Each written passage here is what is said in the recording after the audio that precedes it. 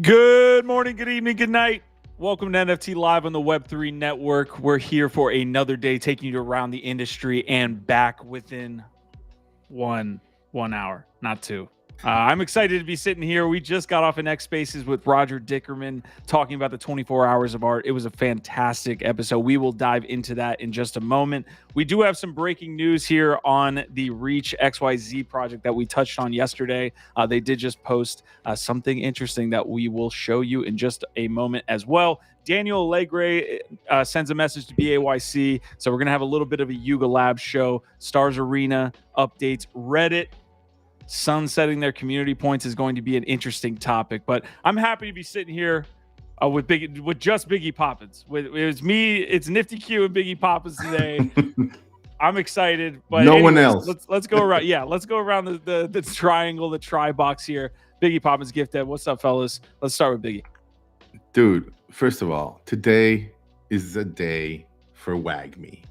I'm feeling the Wag Me vibes. I'm saying fucking Wag Me no matter what. Wag me, people. No, man, what a fantastic conversation on the Web3 shows with Roger Dickerman, talking about art, communities,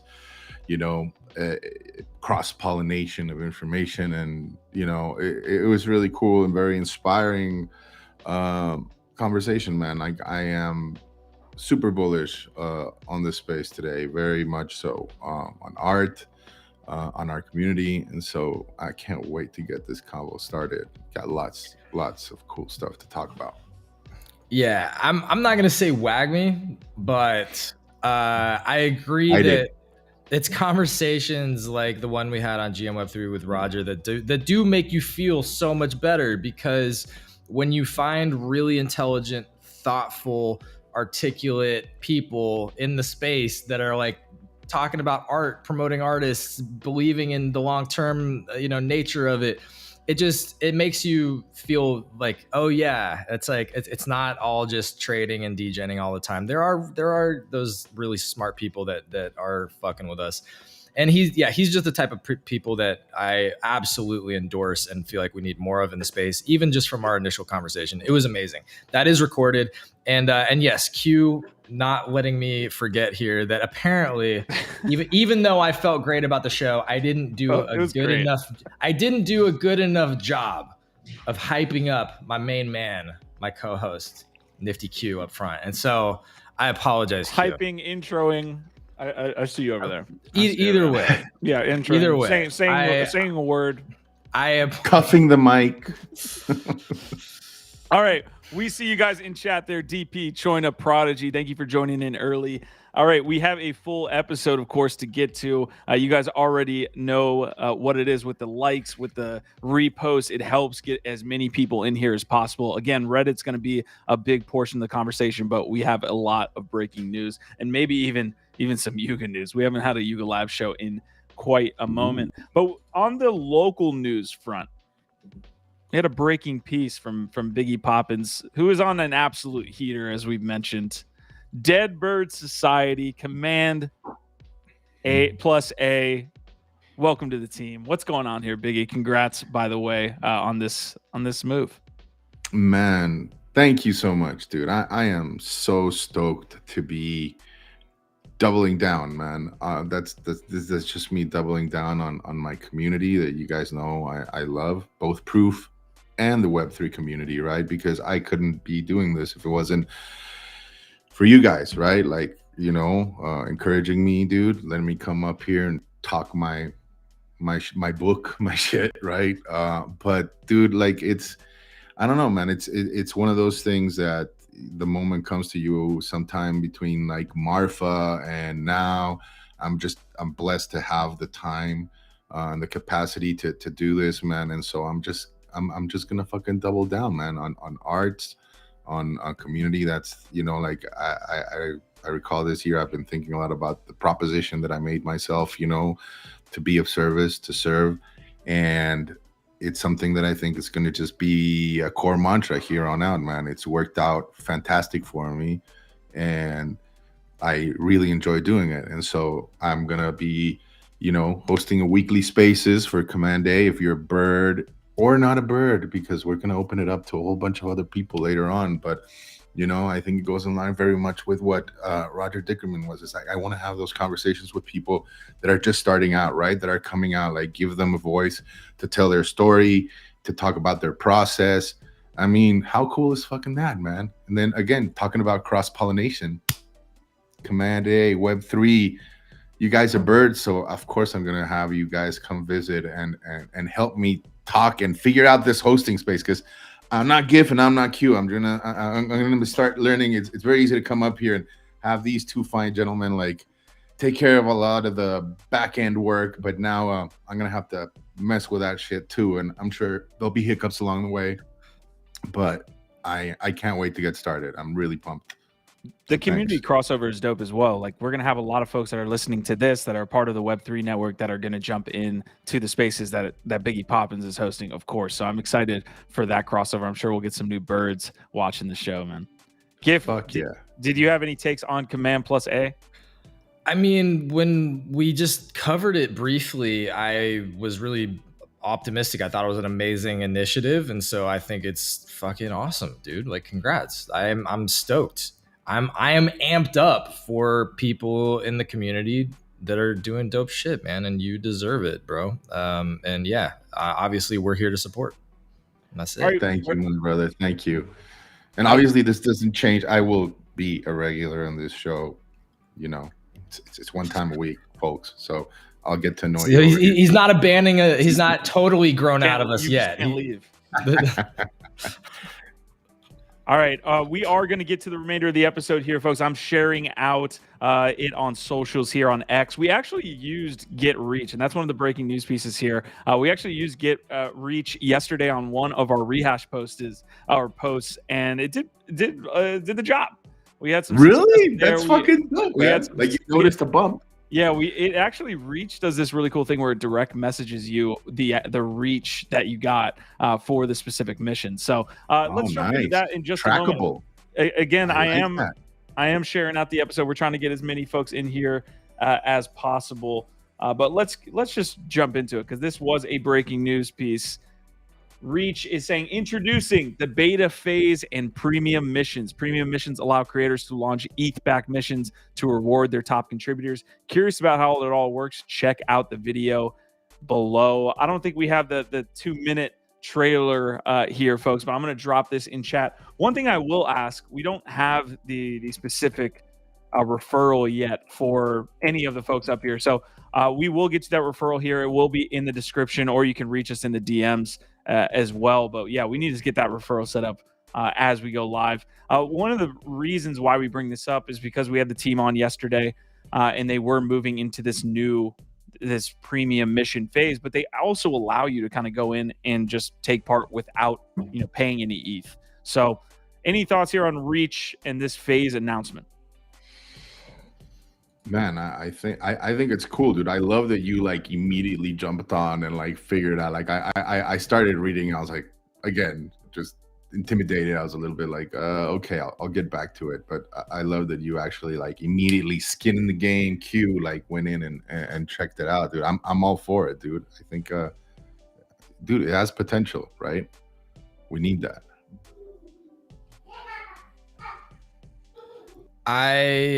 I'm trying to pull up. So I'm guessing you used it on our rehash video. Yes. Yeah, because I want to pull that up, because yeah, we got quite a few new comments on it, and I was curious, like, did somebody share it? How did we get more likes and reposts and comments than we normally get? So Q, you shared it in their platform. Yes. So you can see here, I mean, like, this is, it's on the higher end of our views. Sometimes we get that many views, but this is definitely a few more comments, reposts, and likes than we get on these so far. But yeah, a lot of cool new friends in here that we haven't seen commenting. So yeah, let's bring the platform on here, like the Lana Moore, who we had on yesterday. I'm absolutely butchering that name, of course, but we are going to have the team more involved in hopefully our X spaces where we can get a deep dive. We did do a deep dive on the back end of yesterday's NFT Live. If you want to hear about the platform, I want to tie this into the Roger Dickerman talk that we just had in a very, very short lightning segment here, because part of the process that he's going through is and the things that he values is curation, right? And making sure that this is high quality, high signal, and free of kind of the fluff. I want to know from you guys anything else on the TLDR front from the Dickerman episode that you guys liked, but also how Reach kind of functions within this quality of I guess distribution, right? Because if you're rewarding people sharing this stuff, we just saw that one of the community members was talking about Reddit saying they iced it because it led to not a lot of signal. It led to people spamming to farm points. How does Reach not go down that path? Dude, you're bringing together a lot of different topics here, but they all are relevant. And that's interesting, right? Because you have curation, you have like the impact of just spam or incentives and low quality on different ecosystems in general, Reddit, like, you know, what's happening with Reach. There's all these different things, but to your point, a lot of it has to do with discerning and curating signal from noise, and how do you get to better quality and the right incentives to align with real quality and you know, still invite in as many people as possible, like balance that of getting as many people onboarded, but not just becoming a spam cesspool, right? A farm. Yeah. And that's, I think that was a really interesting insight you just brought up that we got out of GM Web3. I think it was Jawa who said one of the reasons that Reddit might have axed their crypto, you know, what they were starting to do with integrating these tokens into the platform more broadly was that it started to turn the entire Reddit ecosystem just into a farm. Because people started speculating, well, if there's an airdrops coming just for engagement, I'm just going to start posting whatever nonsense. It doesn't matter. Mm-hmm. And I think you see this on a lot of these different apps and in a lot of these different communities right now. Obviously, we know bots and engagement farming of all different types of things is a problem on X in general. And so then you have things like Reach or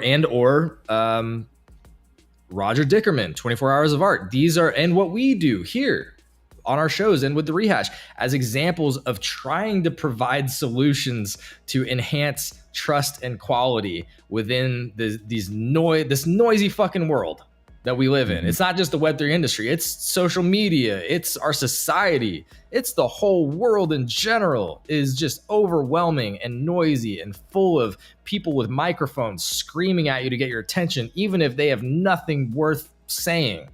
So yeah, man, I think what Reach XYZ is doing has a lot of potential because what we got out of the co-founder Lana Moore yesterday is that they're creating some kind of quality algorithm. It does lean into AI and it builds on a couple different metrics. Again, I think Biggie, you're the one that pointed out he can't give us all the secret sauce because that's literally their secret sauce, their proprietary tech that they're building over there. But we know that Reach is just one metric within some other metrics that it's pulling to try and, again, how do you create your own algorithm that's more focused on rewarding quality creators, content, engagement? I agree, man. I think definitely, you know, this has always been like a cat and mouse game, right? Whether it's, again, e-com, social media, outside of like the NFT Web3 space, like the gamification of these algorithms is a cat and mouse game that will forever go on. And I think one of the big tools that people can leverage right now to iterate fast is artificial intelligence. And so that's what GetReach is doing, which I applaud them for. But I think the secondary component, which applies for Reach, for us, and for Roger Dickerman, again, is the fact that we're all Web3 natives here, right? You know, Reach was founded by a community like, you know, Lana Moore, who's obviously been in the space for some time, and I'm sure his team it's designed, you know, from the ground up with Web3 in mind, right?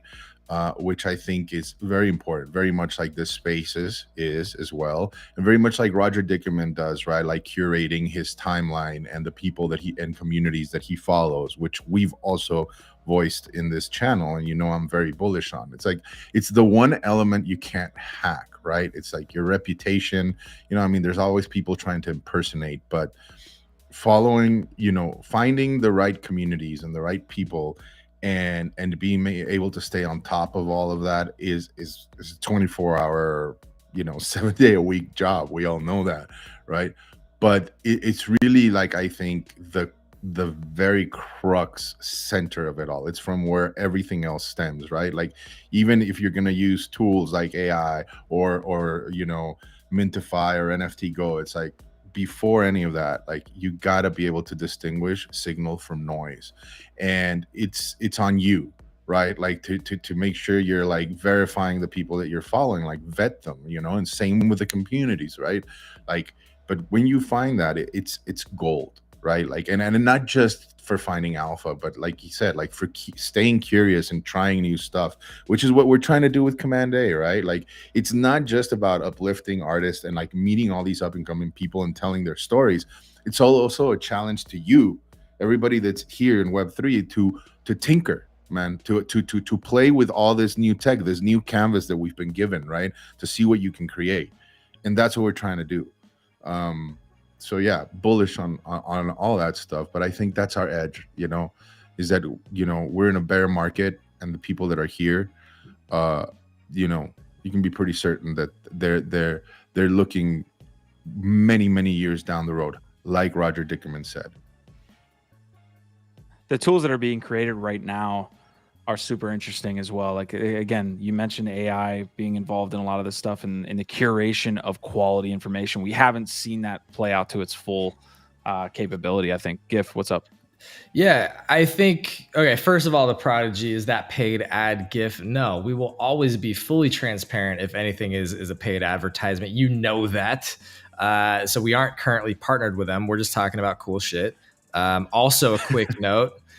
This is not financial advice. We're not financial advisors. Let's get that in here up top. Nothing we talk about ever is, and all this info is public domain, and do your own research, all that stuff. We're just talking about our own opinions. All right. That said, the tools aspect and the AI aspect of this does make me think that maybe, again, we don't know if there's like regulation concerns factored into this as well, so it's hard to speak on it. But it does seem like maybe what Reddit actually has a problem with is not having good enough algorithms in place to prioritize and combat like signal from noise. The quality algo on Reddit maybe not there. And so it's kind of frustrating to me, because it feels like they flip-flopped and they're kind of throwing the baby out with the bathwater in terms of the potential for what having these rewards tokens and crypto further integrated into the platform can do long term, because they're just saying like, oh no, we don't know how to handle all the spam right now.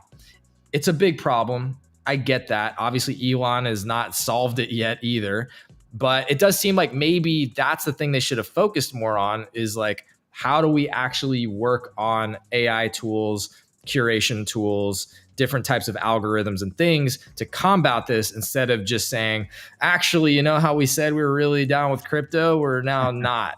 Because now it brings up big questions. Like, we're like, people were apparently asking, yeah, like, are you abandoning Web3 and your NFTs? And apparently they're radio silent on that now. So yeah. I don't think they're abandoning Web3, but like I do think, like you were saying, like sentiment analysis is nothing new, right? Like, high frequency trading, like firms have been using it for a long time to scan all the social media webs to see what people are babbling about and talking about. The problem is that what they can't scan is token gated private rooms, communities, where everything initiates from, right? By the time it hits the algos, by the time it's out in public, in the wild, in the Reddit threads and in the Twitter spheres, you're too late. It's already been talked about, discussed. Maybe not too late for the regular normies, but in general, you're already behind on the ball. But then you just blame it on the interns, Biggie. Yeah, yeah. All right, we're going to jump into this Reddit piece because it looks like we want to get to that pretty quick. Guys, if you are watching here on YouTube, if you're watching on Twitch, we see you guys watching on X as well. Thanks for tuning in today. Leave a like on the episode. Let's jump into it then. We already got the disclaimer out of the way. Reddit announced yesterday essentially that they are sunsetting community points. We had a ton of different individuals kind of come out in different news media companies that were covering this. I want to make sure I get some. So this is from TechCrunch. You can see here, Reddit is killing its blockchain-based community points. There's a couple different quotes from Reddit themselves talking about this, though we saw some future opportunities for CPs. The resourcing needed for is unfortunately too high to justify. The regulatory environment has since added to that effort, though the moderators and communities that supported CPs have been incredible partners as it evolved. The product is no longer set up to scale. So they mentioned the big R word there, regulatory concerns. To me, this feels a little bit more about control, like the NFT side of things. I think the collectible avatars stuff has been, I think, more spearheaded by Reddit themselves in the partnerships that they're working on, where I think the Moon token and all these things feels a little bit outside of their control going forward. Like they had people working on it, but the course at which they can control it is a little bit outside from that comparison.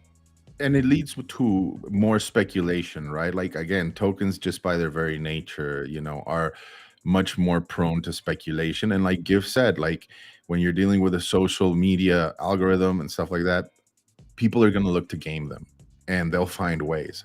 So I understand how something like that is not what Reddit is about and wants to spearhead. So I commend them for pivoting, in spite of what people may be fucking butthurt, this is still an experiment, folks. We're still in crypto, like highly risky environment. But I think like they're going to double down, like you said, on the NFT side of things where, we're obviously more bullish and passionate about, which is, culture and amplifying, the ethos of this space. So fuck yeah. I echo that. I would be very surprised to see them just like do away with all the NFT progress that they've made and how they've integrated all that cool utilities for their users that apparently a lot of people liked. So it would be surprising to me if they did just sort of say fuck it all at this point. Hopefully not, but it is a fair question. Like people are concerned now. It's like, you said you were pro this and that, you were integrating, and then you very quickly kind of flip-flopped when it wasn't an easy thing to do. So I don't know. I'd be surprised if they walk away from NFTs. Hopefully they continue to support that in meaningful ways.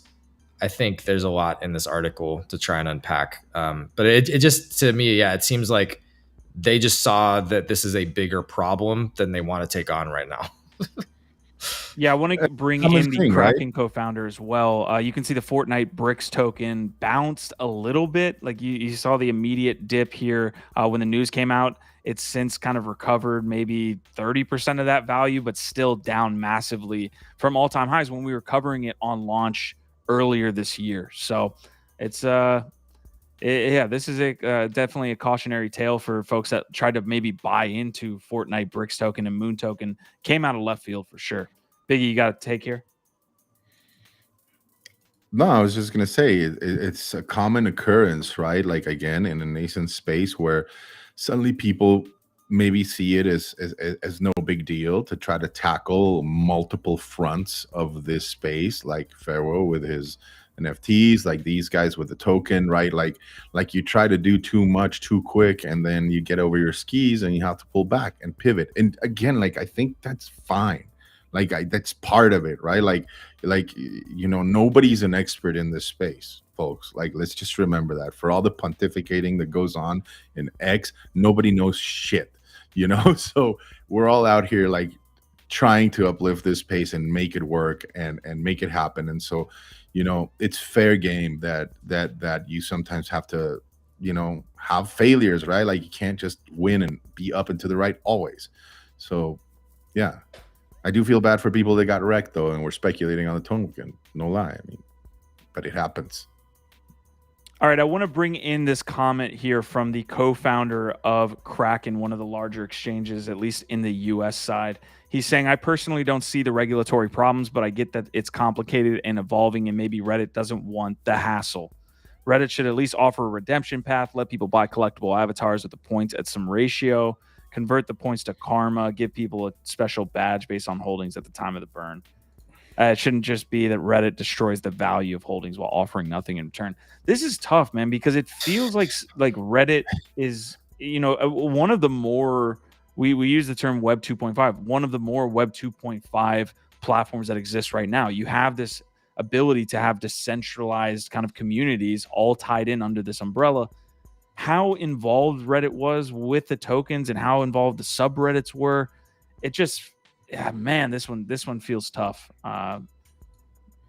Because the idea was going to be that all of the Reddit communities were going to have, or at least the larger ones, were going to have their own subreddit token, and that obviously is completely out the window now.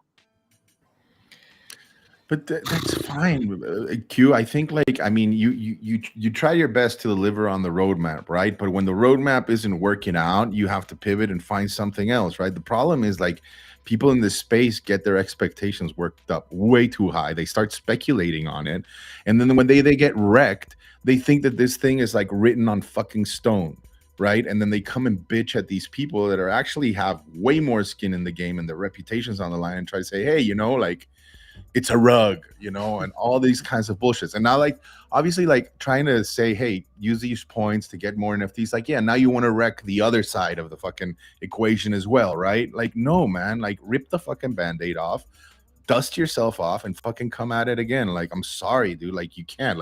Shit is allowed to fail in this space. And you just got to let sleeping dogs lie, period. All right, we're going to wrap up the Reddit conversation. If you guys have any comments here on this community points feature being sunsetted, let us know in the comments. OVOT2, innocent until proven guilty. Gif, any last takes here on Reddit? I'm busy sharing out the episode as well. But what's your last take here? It's complicated. I think Biggie's making a lot of good points. I just hope that they'll come back to it. I hope they and to the points, you shared from, I think it was Kraken, whoever that was, I hope that they find a better way to wind it down than just saying whatever, we're done, throwing their hands up in the air. It brings up a lot of questions about a lot of projects too, again, and the big brands that come into the space too. Because we were talking yesterday about Mercedes and what do they do in their situation? What does FIWO do? What do all these big projects that launch with massive visions that really don't deliver a good launch, don't take off? What do they do then? To me, it's kind of that situation. So I don't know. We're probably gonna.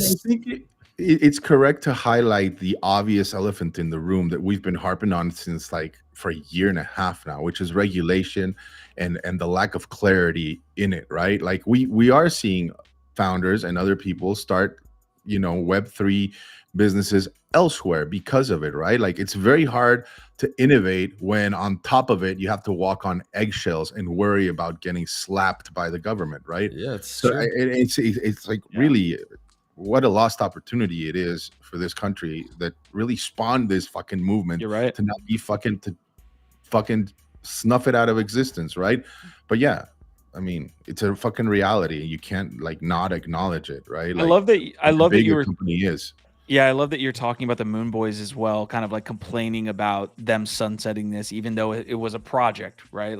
Nobody held a gun to your head when it came to buying these things and things like that. You're obviously you didn't sell when it was really going up, right? Yeah, and so Occam's razor piece here is that Reddit also has an IPO later this year. You do not want maybe a cryptocurrency on your books and then point to this and say, "What the hell's going on here?" So it might be as simple as that. All right, guys, we are going to move on to the next topic here. Easy and Crypto still in a meeting, but getting the OVOTs out. When is Jeffrey? Jeffrey the Giraffe cannot make it. We can't make it one episode without talking about my mans. We should do a follow-up over there on Solana. Discord Junkie, nice to see you as well. All right, guys, let's move into the next topic, which is going to be a bombshell message here from Daniel Alegre. This was unexpected. It's not like he was like, hey, there's an announcement coming later today or next week.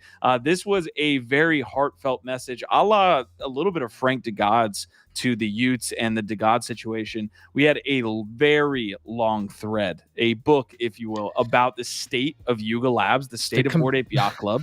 And it was the community sentiment around this was extremely positive. We can dive into the different pieces, but I think overall, really well done here by Daniel. Just myself being a Bored Ape collector as well, I think this was really well done.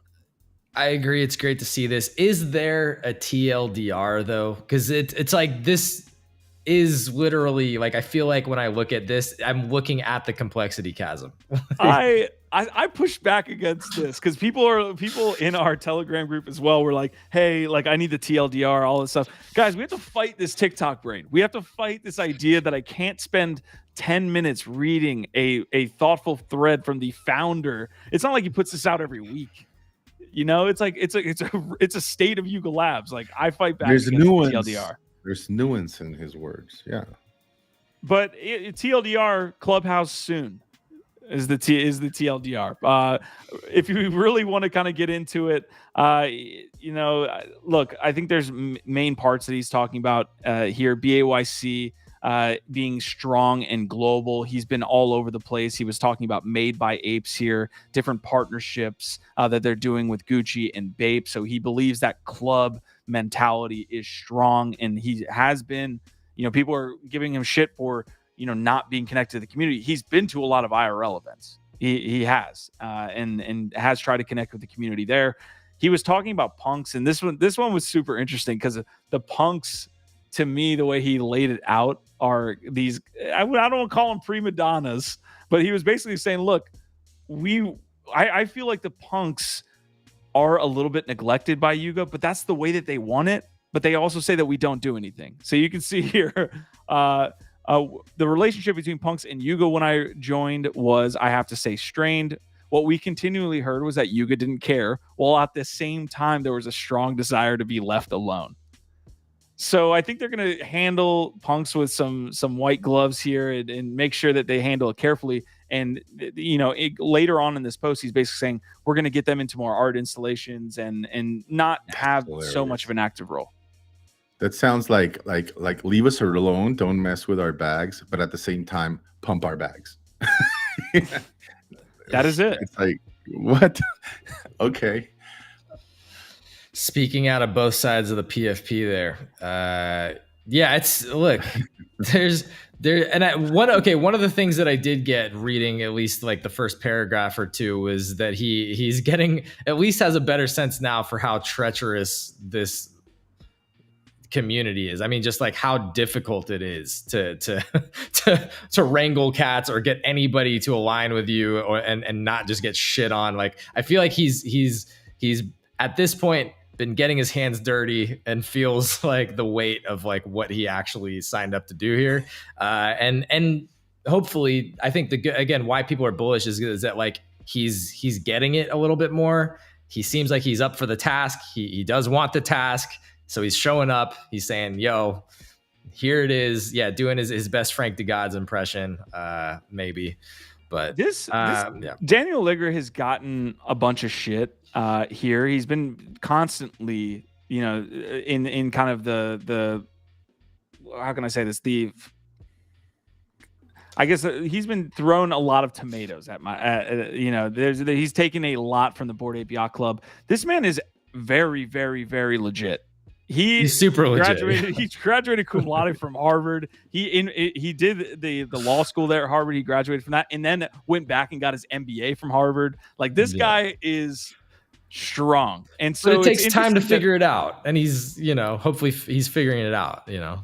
Yeah, it does take time to figure it out. And I think specifically going from Activision Blizzard to Yuga Labs, which is another point that everybody's highlighting, and something that he highlighted was that Yuga Labs was basically a shit show, and that he walked into a shit show of a company when he took it over. So welcome to Web3, bro. Yeah, all of any takes there.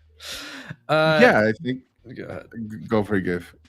No, I mean, look, I want to highlight some awesome people in the comments here in a moment, but so if you got more on this, go ahead.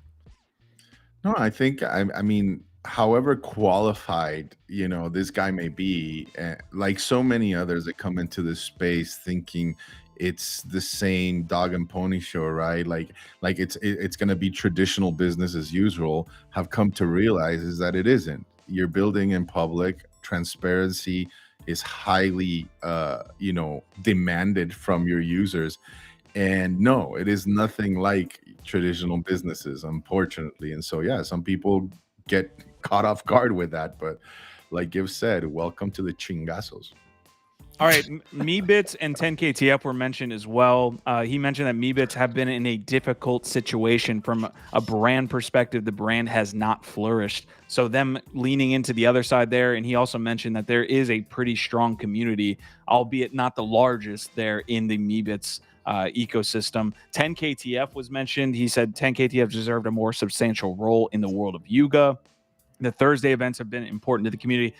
10KTF, to me, of all of these, is the most interesting because I thought that project was releasing super high quality content. They were actively engaging with their community. I think they're under the heat the most out of this whole restructure. So he was saying as well, with its strong partner focus, it became increasingly clear that Other Side is the right platform to grow the engagement and uniqueness of 10KTF. But yeah, they've been in the headlines as well there with all of this restructuring. Yeah, Other Side, it is what it is on that front. I think he's, again, they're leaning into this gaming mode. I will say that within this post, he is saying, I have said many times that I don't want Yuga to be a gaming company per se. Which, to me, I feel like all of the wording that we've gotten from them over the past 3 to 6 months is that they are leaning into gaming and they want to be this gaming company. So that was an important tidbit to come out of this. Ordinals were mentioned. Our mission is clear. I'll just wrap it up here. Our mission is clear: to build culture on the blockchain. And with your support, nothing will deter us from continuing to deliver on its mission. And then he wrapped that up with saying, P.S. also Clubhouse. Yeah. Which got everybody quote tweeting that. Yeah. Which is, of course, focusing well on that, right? GG, well played. I am concerned about the, like, oh, we don't want to be a gaming company, or like trying to like teeter that line. Like, I don't know, that I got question marks. But yo, we're the chat is absolutely heating up over here. We got some awesome people I want to call out. Jax is back. Jax Hideaway saying, finally getting in live again. Love the show. Even in replay, rehash is fantastic. Yo, thank you so much. Appreciate you. Great to have you here. Choina saying, I pasted the wall of text from Daniel into a document, used text to speech while making dinner last night. Yo, 200 IQ out there. And who else we got? Yeah, Choina. Yeah. All right, that's mostly it. We got Discord Junkie, our man DJ Savage. Great to see you. Yeah, Savage. I will say the past, I haven't seen him in a while. The timing of this announcement, it revolves around it being about 6 months from his time of taking over at Yuga. He started the message saying, I will start with sharing some advice that I was given by one of the Yuga founders when I started 6 months ago. He said to me, it will take you 6 months on the job to truly understand the space and the importance of social communication. So this is a really interesting case study into, like, again, Prodigy is mentioning that just because you have an MBA, just because you were at a huge company like Activision, doesn't mean you have success here. Absolutely. That's kind of what I was trying to get to. I think Prodigy is actually articulating it really well here. Also, Jax, who's saying, welcome to the startup lab. Blizzard was like that a few decades ago too. But I think that is the point that I see, is that yes, he's legit as fuck. He has all the pedigree. He has all the accolades and the experience. But if he doesn't also have the flexibility, adaptability, the vision, like, social media, all the abilities, all the additional things that you need to be a startup founder in Web3, the risk tolerance, the creativity. Like, if you don't also have all of that on top of your high profile resume, like, it's tough. Yeah, I thought the Nifty Show did a great job in breaking down the element that he needs to create a revenue-producing business, a gaming company, most likely, right, with the Yuga Labs piece, and also cater to folks that are Moon Boys, are saying, we have these assets that we want to see increased in value, and that's really all we care about. That's really at the end of the day, like you throw out an update on the other side. If it doesn't move the floor price of apes or ape coin or anything, we're gonna hate you. So it's a little bit different. And if you do create enough value to the point that we think we can cash out, we're gonna flip, and we don't give a fuck about the community or the project in general. Yay.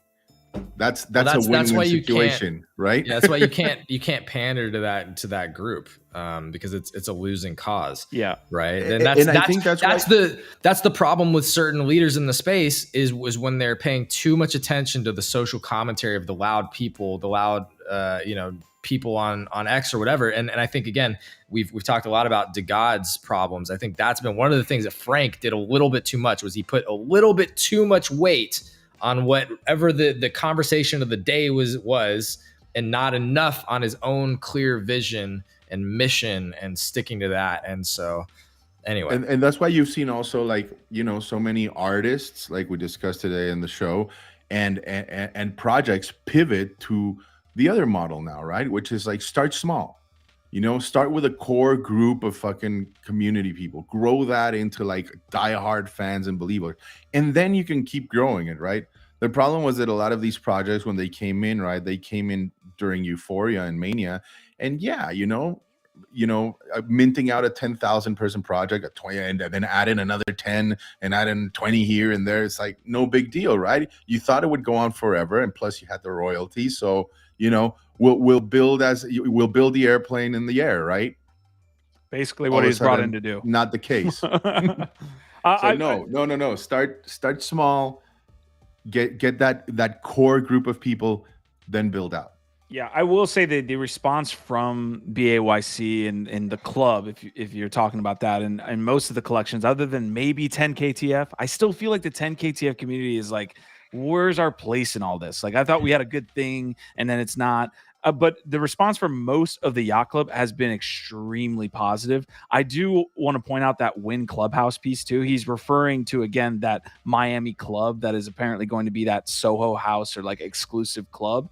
I think this was a really, really good move, because what he did was lay out what needed to be laid out. People were complaining about almost all of these things, and they wanted more clarity. And then he ended with the viral meme that is what the BAYC love. Like, they love fucking the DJ Mutant Saturday. He spoke Dijonese there, Biggie. Yeah, Dijonese or Chingasso. All right. Any last takes there on Yuga, and then we will move on. Thank you for the TLDR, Q. That's what I would say on that. And no, it is. I think it's bullish and optimistic to see him stepping up to the plate here and starting to grab it, get it. And then other than that, I just want to say shout out Easy, who's finally done with his meeting and is hanging out with us. And Jack saying if he's not an entrepreneur, he's dead. Prodigy, surround yourself with the right people. Couldn't agree more. And yes, sir. All right, folks. NFT Live on the Web3 Network. We're about 2/3 of the way through the episode here, so we are going to move on. We appreciate you guys tuning in, being active wherever you're watching us. Thank you so much for supporting the network. Leave a like if you can. All right, we are going to get to some quick news here. Also, Biggie, I do want an update on Saints of LA if possible, but right after this one, let's touch on Stars Arena, because Stars Arena basically went live yesterday with trading. So they opened the app over the weekend, and then they actually had the trading go live there on Tuesday. So there is a bad update to this, though. They're saying we are experiencing issues with indexing of data. This is the reason why some users do not see their holdings. I'm not on Stars Arena, GIF. I know you are on Stars. If you could give me an in-app update, that would be great. Otherwise, it seems like not everyone's running to the door, but they are experiencing some issues. I wasn't able to find any Dune data either. So I've only just barely started to dip my feet back in. I posted a few times, liked a few posts and whatever. So I don't have all the details here, but the app is up and running again. Clearly, there's still some bugs that they're working out. I'm sure that that's just part of the game. It does seem like initially on launch, like there's still some really good sentiment and a lot of people that want to get back into it. TVL, I believe, was picking up. I don't have that data in front of me though. So I don't know. I think it's obviously unfortunate if they're experiencing bugs out of the gate again, and hopefully they can get that worked out, because too many starts and stops can absolutely kill their momentum. But on initial relaunch, it seems positive. Yeah, I wish them well. It's not an easy road to come out of, right? Like after getting hacked. In spite of whether the person returned the money or the funds or not, right? Like for users, that's going to be a hard obstacle, to get over again. But yeah, I'm bullish on what AVAX is building over there, and I think they've been trying for so long. They've been trying to crack this nut, right? Of like embedding themselves in the cultural significance here, right? Whether it was with NFTs, right? Because really, like, their main thing is real world assets outside of it, right? And so I thought like this was their way in, and like they definitely had innovated and listened to like some of the pain points that Frentech people had. Yep. So I hope they are able to pull themselves out of it and be a contender, because as we've said here in the space, having competition is healthy. It's just better for us, the users, better for Q. Speaking of competition, I love those words, because speaking of competition, we had a great call with Creatorhood. There's some interesting announcements to come from those guys. I'm excited, and we do need more competition on all fronts, and that makes everybody better. So I wish the best for Stars Arena. I wasn't able to find the data on Dune. I don't know if it's because they maybe switched contracts, so all the dashboards are essentially out of date. They do have a new contract, so that would make sense. But I agree with Biggie, right? Like I want them to succeed. And look, the UI is just way better than Frentech's already. And I like the Avalanche approach to like making it super frictionless, like free models, ways to get people in. I hope it works out. And shout out to Chaz Gold, who I know picked up one of my tickets this morning. There you go. Big time. All right. Jack's Hideaway saying great games create long-term fanatical communities. My 30-year-old son's still a big WoW guy with friends since he was 12. And part of why he's successful as a corporate VP today, skills he learned in that world. You hear that a lot from people in crypto. A lot. There's a huge overlap between playing games early on and how that led to you understanding digital economies and all these different things. It was a better teacher in a lot of ways to understanding markets than school was. One more piece I will add to this. That's the issue I think that NFTs are trying to figure out. Bored Ape Yacht Club has this fanatical community, but they don't have the product yet. And so it's like it's kind of reverse engineering it, or just like flipping on its head a little bit. That mode, they have the community, but to I think both of these co-hosts' point, they're building kind of in the air while we're flying. Prodigy's scaring me with Rec League announcements. I went to Rec League. There's no announcement. Come on, there's no Rec League announcement there. No, he's trolled. He's just pushing for one. But what do you mean Bored Ape doesn't have products? Q, have you seen the merch? The black hoodies. But no, it's an interesting point, because this is why I'm like so bullish on esports, at least specific ones like Rocket League, because a lot of people still think like, oh, why do you watch people play video games? Why do you watch gamers? Why would you spend so much time on Twitch or YouTube watching people play games? And it's like, why do you watch sports in general? It's because you want to see people that are doing a thing that you like to do, do it at the highest fucking level. You want to be part of that culture. And so much of like the youth today, whereas we maybe grew up playing sports and getting a lot of our social interactivity and skill sets from literally going out and actually playing sports, a lot of people today are sitting on their fucking computers, on their iPads, playing video games. That's how they're learning, growing, building friends, relationships, etc. And those things will carry on into the future. So like just as big as some sports are today, because people grew up playing those and being part of those, their families were into them. Think about what that means for the games that have the longevity, have the communities, the cultures, and have that competitive aspect to it. So like League of Legends is I think definitely still going to be around for a while. I think Rocket League absolutely would. And then there's really only a few more that in my opinion have that longevity, but I'm very bullish about those communities for that reason. It's interesting to see the media side of it play out too, right? Like taking a League of Legends and making Arcane, right? Or taking World of Warcraft and building a movie off of it and things like that. That I'm super interested in how that is kind of incorporated into our culture going forward too. And that obviously has some play into NFTs, right? And PFPs are trying to tell their story and lore in certain ways. Yeah, right. it's the Disney model, right? Like hook them young and keep them for life, right? Like I'm as a father right now, like it's mind blowing to see. Like like Disney has you for 3 moments in your life. You know, when you're a kid, and then again when you're a father, because you have to watch it with your kids, and then again when you're a grandparent. Like that's really powerful. You know, for all the jaded Disney comparisons, though, it's the Disney model, folks. Like there's nothing new there. Okay, guys, we are going to move on into the next piece. The big winners and big losers for today. So I'll start with big losers. Wednesday Yao now has pulled back pretty heavily now. It is down 23% on the day. It's still like great for obviously minters. We're in the 9 ETH range and we're down 23%. Yeah. The grapes are down 16%, gutter dogs down 12, and Ranga's down 7. Big winners though, and I want the update here if you can, Biggie. Saints of LA up 31%. I think it hit like 0.14 at one point. Machine hallucinations from Rafiq up 22%. Cool Cats up 20%. Maybe in run up to this Thanksgiving Day parade, the most watched piece in all of the US, of course. That's the Cool Cats narrative. And then MFers up 10%. But let's get an update on Saints of LA. Dude, man, it's holding strong, right?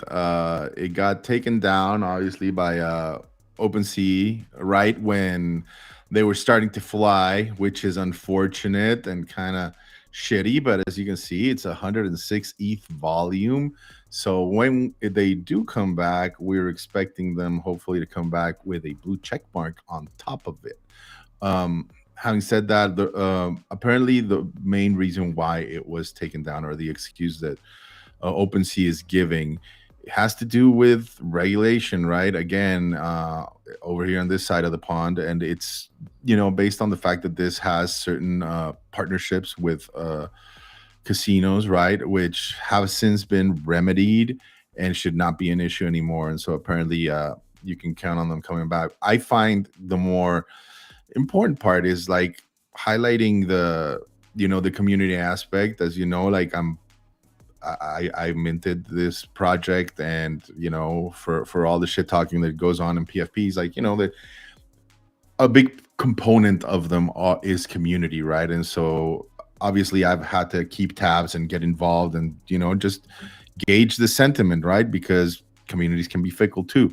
Having said that, I find that these headwinds sometimes can be beneficial, right? Because they can strengthen a community, right? Like they 100%. can make it more resilient. And I think that's proving out to be the case in this particular situation. Like you're seeing a lot of synergies with other Asia-based communities coming into and I see that. I think that's one of the big reasons why you're seeing this pump, right? It's like people from that side, like recognizing the value of what Casey Montero's doing and coming in and buying it, right? And so yeah, like that's really the only update I can tell you right now, like aside from the fact that, yeah, this is obviously a founder that's been, you know, had skin in the game himself and has been studying the space for some time now, with great connections. And so coming in already with like a half-built airplane, let's just say, as opposed to trying to build it all in the air, and again starting small, 2,222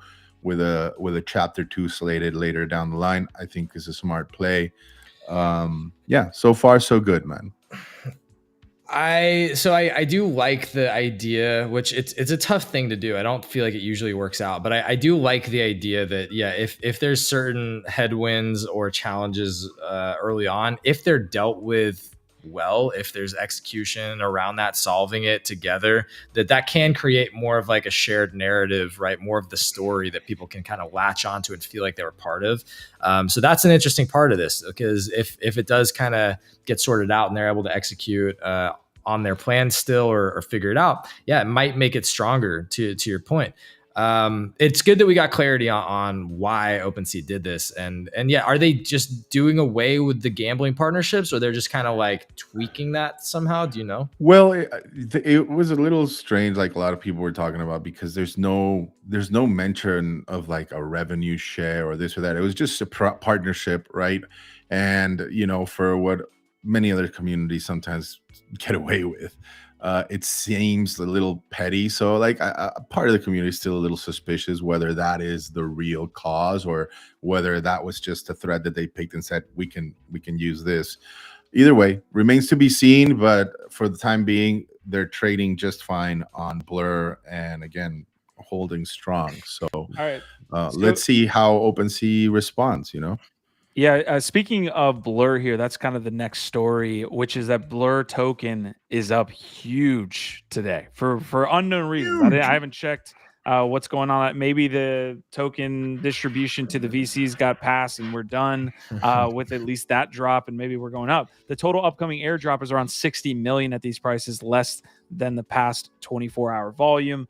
You can see here, Blur token again up 32%. A nice little chart on the daily for Blur token that's been extremely beat down. Like I'm going out to 30 days, 3 months ago, much better. But you can see, at least in the local terms, we do have a new high. I initially was pretty optimistic about them launching a token because I felt like the people behind it have, as we've talked about, they have a very strong brain, like tokenomics brains, like there's a lot of big brains driving these projects, pumponomics. So I'm not surprised to see them working through it and testing and iterating, and they'll probably come out with some different ways to balance it out. And I still think that it'll probably do pretty well. So I guess I'm not that surprised on that front. Yeah, I don't have anything else to add to Blur right now. So if Biggie, if you got something. Yeah, on-chain analytics here, 8 addresses allegedly accumulated and maybe pushed this price up from the Blur's October token unlock via Coinbase in the past 33 hours. Dang. So that this would be negative, right? Like this looks like to be like the token unlock for potential, again, investors. So maybe we have to do a little bit more research here on this. But Biggie, any takes here that if that was touched on? Yeah, I mean, I just know I'm blanking on the head developer's name. Can you help me out? Do you remember? Pac-Man? Yeah, Pac-Man. Yeah, I mean, again, I agree with what Give said. Definitely, this team is really strong, and with regarding his past projects, he's been able to deliver in spades. So if you are playing the Blur token game, keep your eyes peeled. Maybe they have an ace up their sleeve. Yeah, what did he say? They were also didn't they say that they were also like temporarily busy on front tech when they were launching that, and so they hadn't really been prioritizing. So I think like there's still a lot of levers that they're going to be pulling on Blur, and they do have still one of the dominant marketplaces. They have an actual product, multiple products with fucking Blend too integrated. So I'm not holding a bunch of Blur token, but like I wouldn't feel bad holding Blur token at these prices or buying some. I still think that the distribution to these people, that was all, again, early investors, by the way, or people that actually like are large holders of Blur that are getting more via staking and things like this. Yeah. All right, we're gonna move on here. I'm gonna quickly touch on these pieces, guys. Deadfellas did have a little bit of a tease. Speaking of Reddit, great timing. Yeah. At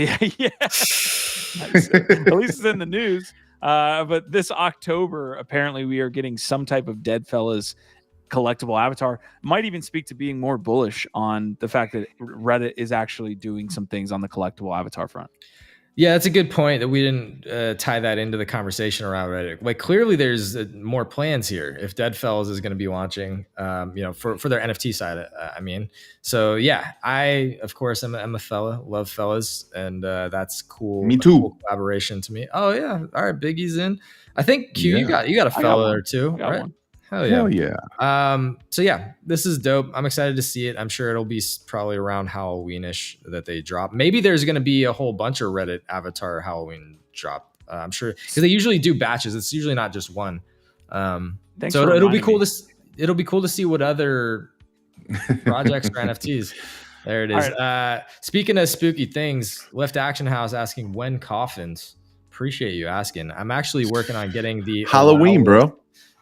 Nah, Gibbs' favorite date. It'll actually launch on November 13th, but I'm going to get the allow list going like ASAP. So in the next couple of days, you'll have some updates on that. But I really appreciate you asking.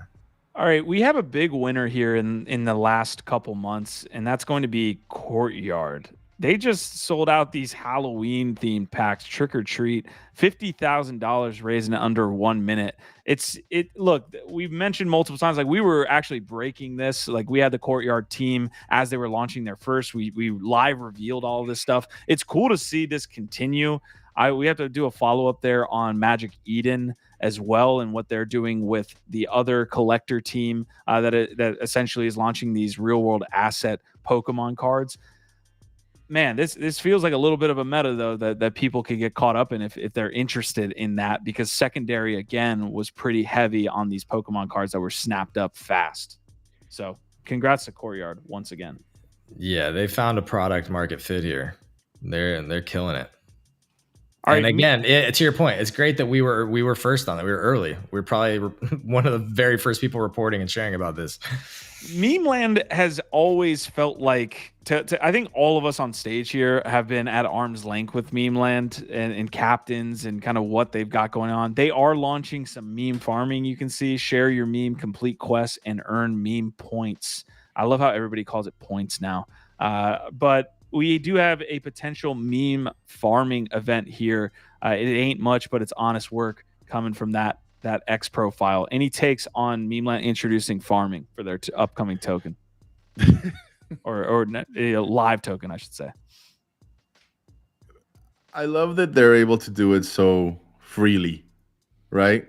Without preoccupation to, are we going to get the regulatory smackdown, from our government and everything? So they're still calling it points. Kudos. Yeah, for sure. Because obviously not all holders are over there. But,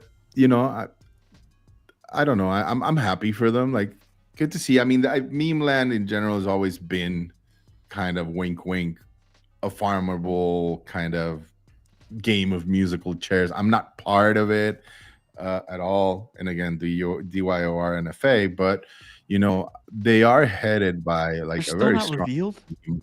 And let's see, dude. This has been my whole question in general. Like, I am starting to understand a little bit more that this is maybe just a gambling thing, because like the NFTs are just.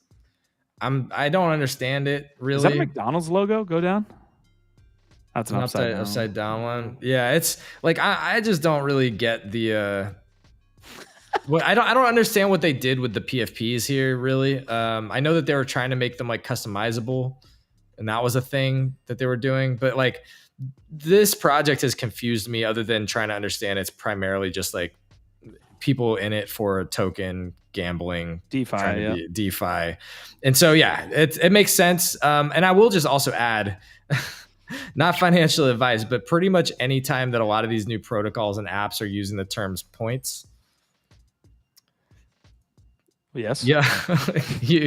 Y'all know what they're actually doing, right? Like people with a grain of salt. Yeah, people should obviously take it with a grain of salt, be careful, but also that's how people are positioning airdrops for a potential. Yeah. All right, I'm going to fly through these. We are at the end of the episode or near it, fellas, so let's definitely keep the thoughts short. But we do have Azuki potentially getting into gaming here with Jonah basically doing some sleuthing or one of his people working for him. Chiru Labs is obviously the studio that is behind Azuki. Apparently, there is now a full-time game production manager on that side. Any quick takes there? Oh, I don't know if they've hired yet. I think this is hired. This is a person's bio. September 2023. Oh, this is hired. Oh, I see that now. Okay. Sorry, for some reason I didn't look closely enough.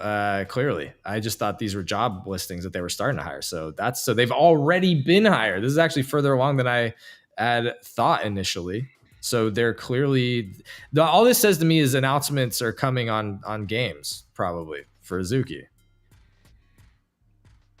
Man, I don't know what to say. I don't know. I do have good friends I've recently met because of the Saints, also more Azuki holders and everything. So I don't want to FUD, anything. But yeah, I'll keep my mouth shut. When it comes to Azukis, I don't want to fucking talk. I don't want to get going on that shit, to be honest.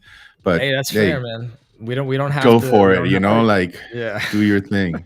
Quantum Variant saying points equals dollars. Quantum is potentially going to be on NFT Live tomorrow. This is and I say apparently, but he promised us. He pinky promised us that he would do it. Quantum, I would love to get your take as well on Daniel Alegre's post. We can talk about it tomorrow, but we covered it earlier in the episode. All right, Trailer Maxi's here. We have the second episode of the CryptoPunks mini doc, essentially. We have Claire Silver talking here. Let's listen to this and come back on the other side. How would you describe the story of CryptoPunks in one sentence? Visionaries find their family. Oh shit! All right, so a relatively quick trailer there, but yeah, that is live. I'll link it in the chat. Thoughts, guys? That was a cool teaser. Yeah, that was a cool teaser. And definitely hypes up the CryptoPunks. And well deserved, I think, right? Yeah. Like when you look at it, like so many CryptoPunks, right? Like that have done or are building in this space, you can't help but like take your hat off and say thank you, man. I mean, honestly, we just had one the other day, Lana Moore, right? Like I look around, and I think like the CryptoPunks as a community are very strong. And nothing to sneer at. Like I think they are 100%. Maybe not 100%. Of course, there's like a couple of tourists or people that like buy them to flex, right? And you can't help that. But by and large, I think they are a very active community that like builds in this space and is earnest about moving it forward. And I fuck with that, dude. I'm all for the CryptoPunks. Like they have their well-deserved place in history, like just as an art project, but as a community, I think they are phenomenal, and deserve studying, like that's what you want stuff like the communities modeled after like the CryptoPunks, the Bored Apes, Proof, people that are here for the long term with 10-year horizon that are not tourists. They're here to build. Go ahead, Q. You're muted though. We have this talk about reputation all the time. Punks are a great example of maybe just like understanding that there's probably high signal behind what that individual is saying. There's no verification. Like a scammer could be rocking a CryptoPunk and say something you're like, oh shit. But yeah. I think in general, there are really great use cases to say, here's reputation built into a PFP potentially. It's because I agree with everything. Credibility. Yeah. Well, credibility. I think once the verification aspect of that kind of gets one step further, then yes, we're kind of on the edge there. That's the interesting part. You're kind of walking that line. It's like it does, but also you're not sure yet. It's like, dude, once we get to that next step where all this stuff is better integrated and you can verify very clearly who is and who isn't, who actually owns these assets, for better or worse, at that point, to me, reputation, is much clearer. And again, quality, algorithms, reputation, all this stuff is top of mind right now. Like being able to solve for the overwhelming amount of data that we're dealing with every day in our lives is one of the biggest problems that we face in the world. Like curation, algorithms, all these different things, bots, whatever, all these things that we're talking about across so many different avenues or, aspects of our day-to-day lives right now. So much of it comes back to this idea that we don't have enough powerful tools yet to properly sort through and prioritize signal from noise, curate our lives, avoid toxicity, bad information, misinfo that we don't want, combat all that. This is one of the most interesting things. And again, why I'm so passionate about what we do here, because I feel like that is a big part of what we are trying to do. We are trying to infuse more trust, We're trying to be more of a signal. We are trying our best to curate the highest quality editorial, entertainment, and educational content and figure out how to do that together with y'all. And y'all are a big part of that, man. It is. And we mention it so much because I think the speed at which the industry is moving is absolutely fucking wild. And we try to cover a lot, but nuts. It's impossible to do with 3 individuals. And yeah. And this is why community has always been important. It's actually interesting. Yeah. It's interesting, you know, tying it directly back to come full circle back to CryptoPunks that inspired this little tangent here. Community throughout our entire history has been what saved us. Like it is the thing that made us civilized human beings able to survive from the wilderness, keep out, you know, like dangerous people at bay, all this type of stuff. You know, again, like we can get into whole fucking evolutionary biology, but I don't want to do that. I'm just saying community is what we are as humans. Like we need people. We need it innately to serve our survival is the need for good community, to be surrounded in communities. We've lost that so much in the West. We've lost that. And now we are trying to find ways to reestablish that, have that again. And NFTs are actually providing this for a lot of us. And that's why people that are in it are so fucking in it, man. They're so passionate. Like, dude, when you just saw that quick clip of Claire being like, how do you describe it? And she literally says, visionaries find their community or whatever. It's like, oh yeah. Guys, we are at the end of the episode. I think we can go down this rabbit hole for a while, but I think Gifted, you summarized that. I think the best is nailed it, bro. Yeah, he definitely nailed it. All right, the last 2 stories here. I do have one that's shit. Normal. He's doing it. I do have one that's pretty normal. It's going normal in the sense of crypto. Nouns, there was a daily auction that went for 6.9 ETH and then was sold for 20 wrapped ETH directly after. So someone arbitraged that pretty quick. Nouns always is in the news for weird things nowadays. I would like to hear like more productive, more positive things that Nouns are in the broader news sphere for. But yeah, apparently there was an auction where someone sold for one was sold for 6.9. That was, you know, then sold for 20, which I guess is positive for that person. Yeah, I'll just say, I mean, it's due to a rift in the community. Like if we were just talking about community, sometimes these things happen, you know, and it's unfortunate. I still think with their ethos, what they're trying to do is very noble and it's great. It's just obvious that, you know, there's also people out there that are looking to make money and are very good at finding these arbitrage opportunities, and you can't exactly be angry at that one either. I just love that there's still people out there making bags like this, even in this market. So salute to you. But also, if you want to talk about something cool that they're doing that isn't getting enough talk, I didn't know they had a fucking Dota 2 esports team. It's like sponsored by Adidas and shit. Nouns.gg. Did y'all know Nouns has a fucking Dota 2 esports team? If I still play Dota 2, I'd be all over this. That's I'm not a Dota 2 guy. I don't know how cool that is, even other than the fact they have a legit esports team. Yeah. So it looks like they're playing evil geniuses and like legit teams out there. Like, so you know what? That's cool, baby. There you go. Yeah. All right. They're doing a lot. All right. I'm gonna end with 2 stories again. These are just quirky as shit. One of them is going to be recapping whatever the hell happened yesterday. The Michelin NFTs, let's go on a high note. The NFT, I do have a high note. So this is we got 2. So the Michelin NFTs haven't moved. We see this amazing animated art here that is pre-reveal. No crazy pre-reveal price action, guys. That seems to be wild. It's because the community is diamond handing these. So true. Yes. They can't wait to see what rarities they got. They're not going to lose on that. Yes, it's true. It's facts. Yo, okay. Chef Hat's got to be real. I thought about this for the rest of yesterday after we talked about it. I fucking love it so much. But they need to hire us as their, like, to actually take this over and do it right. And I refuse. here's why. I will not I'm be not part doing of an this. acquisition. Yeah, you think he's gone. Biggie's gone. He's like, nope, I'm out. I'm dipping. Look, first of all, I love how ironically bad these are as PFPs. It's like the same reason that I want the Grimace McDonald's Indonesia PFP is why I want this. I fucking love the brilliance of how badly, like the irony of this is just mwah, mwah, mwah, mwah. I fucking love it. But here's what they should have done or what they should do from here. I'll lay it out. Here is like, wait, you're gonna do this unpaid though.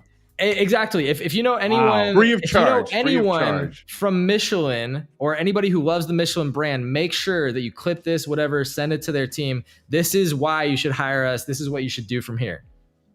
You should basically like stop this mint. Like burn the remaining ones. Get rid of them. Burn the remaining ones now. Say we are basically starting from scratch. And we are focusing primarily on just being the exclusive food club. Like we are just going to focus primarily on partnering with top tier chefs, top tier restaurants, artists in the space who can curate cool food experiences, generative art, people like Food Masku, people like Manushka, people like this. Make yourself the premier food club, food pass dinner club is actually what I was thinking.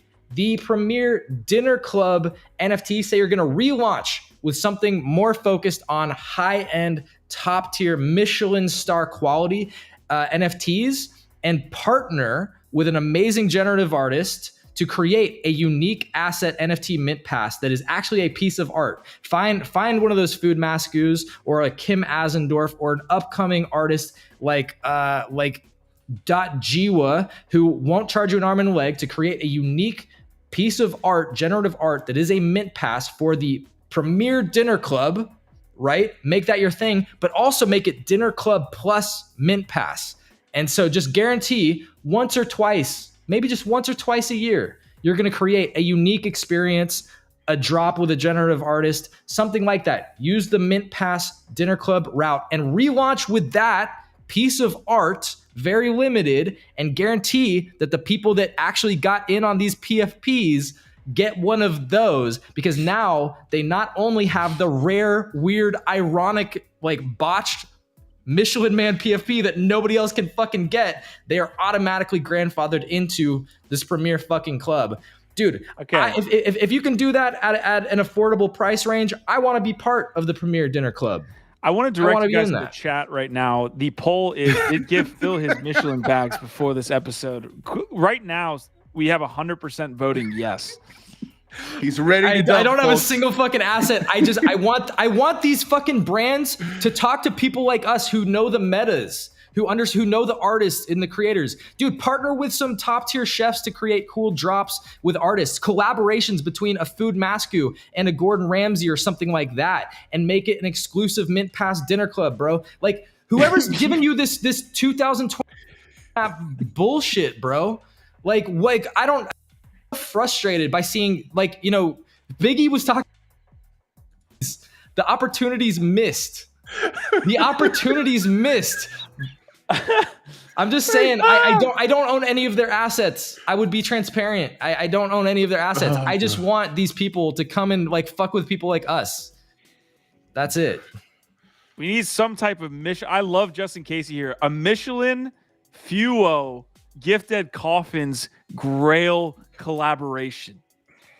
Let's make it happen. All right, we're gonna end on some positive news here. I'm super interested to see what the fuck happens now because they're not gonna follow any of that advice. They're gonna do something way off base. Fucking Mr. Beast burgers. They're gonna make it like about tires, bro. They're gonna make the project about tires. That's what we want. All right, ending on some quirky positive news. Pixelmon.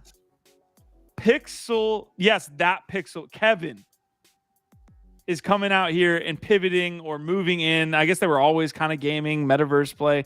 Launching 24th of October on BAYC. Pre-register for Pixelmon's first hyper-casual game on BAYC for a special badge and early game boost. Talk to me, Kev. Tell me I got points, Kev. Tell me that I'm getting some points here, Kevin. All right, this is what we have. Pixelmon's back, folks. I want your take, They're leaning into the Kevin. Oh my god. Yeah. which is I love it. awesome. Yeah. Kevin Well, that- Baby Ruth Pixelmon. It Oh, my made them Lord. one of the most famous projects in the space, you know. Kevin the Adventure. Dude, I'm they- dropping this link, folks. Ugh.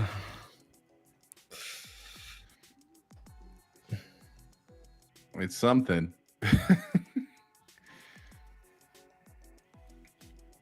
This is what the space is about right here. This is what it's Yeah. about. All right, guys. Pixelmon, I'm going to drop that link if you want to pre-register for the next Pixelmon hyper casual game on base. I good to see more products coming out on base. I mean, this is, to me, that's a positive piece of news. Pixelmon is doing something. They're not rugging hard. They're maybe soft. They're rugging memeing over time. themselves. No, man, they're into trying to existence, figure hopefully. out what to do with that $70 million. They're trying to figure out something. Was Yeah. it really Just 70? like Azuki, I think it was over 70. And just like Azuki trying to figure out what they do with their $45 to $50 million. You know, they're trying to figure Mhm. that out too with games. It's all games and gambling. games. Game. China. All right. All right, look, Michelin. Yeah. Hire a game production No. manager. No. I was serious All right. about my other records. That's not a serious record. Biggie is dog. really going to leave here, He's honestly, in done. like the He's- next 5 he's seconds. over And it. we actually have to leave as well. All It's right. been an hour and 20 minutes. Guys, you've been awesome all the way through. Decryptolorian, Jack's Hideaway, Prodigy, Quantum Variant, Justin, Casey, DP. Who else was in this bit? Jax, Choina, Left Action House. left action. DJ Savage made an appearance. Easy and Crypto. You guys are awesome. We appreciate you guys every single day. We're making some moves on the network. Biggie Poppins, big news locally of the day, getting over in the Dead Birds Society there with Command Plus A. Excited to see that being built out as well, man. All right, let's go around the circle again, guys. OVOT. We'll see you at the rehash later. Man, lovely Wednesday, and I can't wait for Thursday. Tomorrow we will see you. Love ya. I love that. You know what else I love is checking in on our favorite Jeffrey the Giraffe here. I mean, the guy's chilling. God damn it. He's looking good, looking great. Still waiting on that yacht party, Jeff. But no, in all seriousness. Full Our detailed vibrant breakdown. Yeah, full of- detail of the breakdown coming Jeffrey. soon. No, I actually, Quantum, get ready. Do some research. Appreciate all of y'all.